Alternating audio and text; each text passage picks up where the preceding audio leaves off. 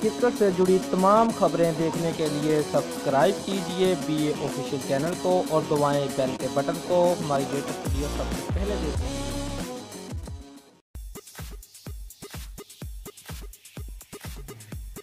PCB के अर्जो director ने Pakistan super league के दूसरे सीजन में स्पॉट फिक्सिंग के इल्ज़ाम में क्रिकेटर शर्जील खान पर 5 साल की पाबंदी की सज़ा बरकरार रखने का हुक्म सुनाने के साथ साथ 10 लाख रुपये जुर्माना ख़त्म कर दिया है।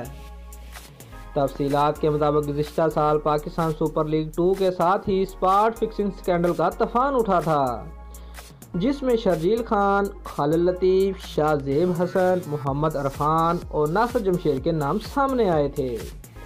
PCB ने केस की समाअत के लिए 3 रुकनी एंटी करप्शन ट्रिब्यूनल तश्कील दिया था, जिसने शर्जील खान को 2.5 साल मुअत्तली में 5 साल पाबंदी की सज़ा सुनाई थी।